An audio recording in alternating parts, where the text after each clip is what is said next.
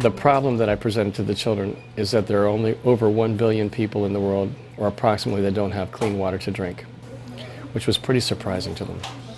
But when I showed them the pictures, they were aghast at what they had to drink.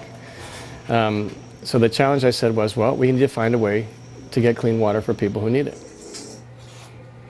Boys and girls, do you realize that over 1 billion people on this planet do not have clean water to drink? The only water they have to drink is dirty water like that, and they have to drink it.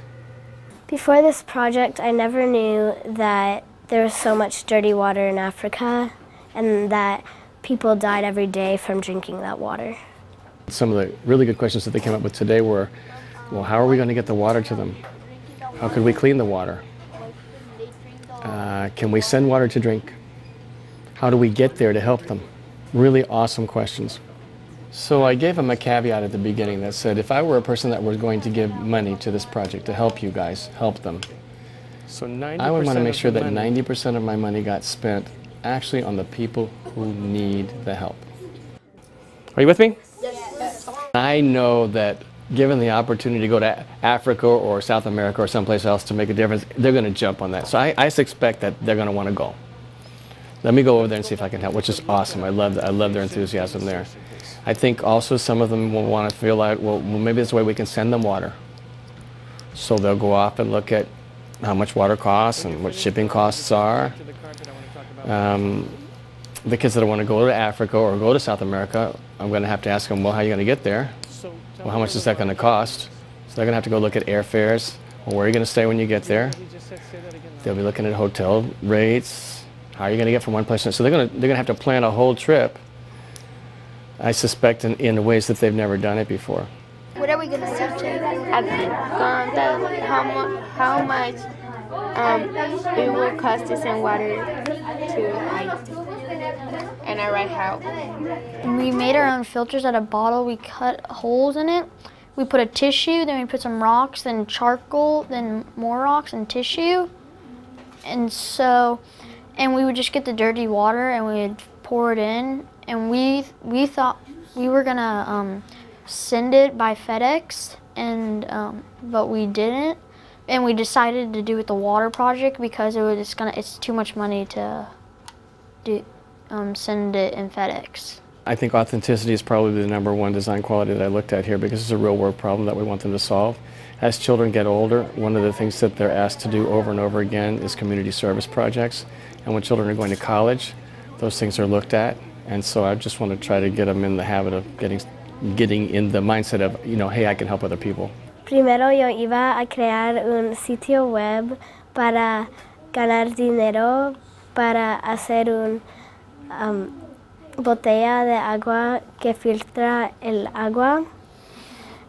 Pero después cambiamos nuestras ideas y vamos a ganar dinero de un sitio web llamado waterproject.org y vamos a dar agua a África y ellos pueden usar este dinero para agua fresca.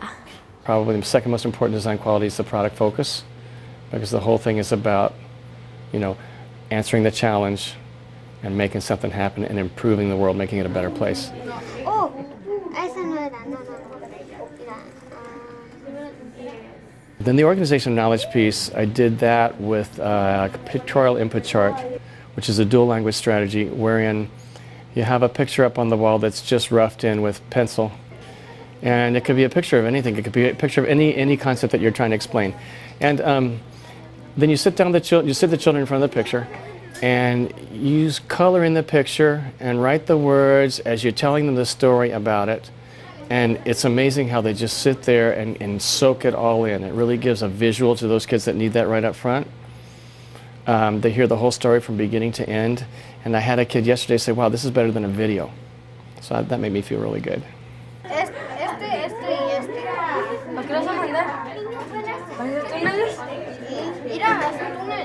One of the things that I want them to do and to want them to learn about in this particular project is how to sublimate their own desires for notoriety or do things the way they think they want to do them for the good of the group and for the best and most efficient use of the money. And I think it will be a really good learning experience for them. La mejor parte de este proyecto ha sido de ayudar a la gente en África. I think the combination of design and challenge-based learning is really, really powerful. The design, because it makes you think of all the aspects that you want to make sure that you include from the affective perspective, and then the challenge, which also helps to motivate them. But you know, when you have a real-world project that you design, I just don't think there's anything more powerful that you can do with kids.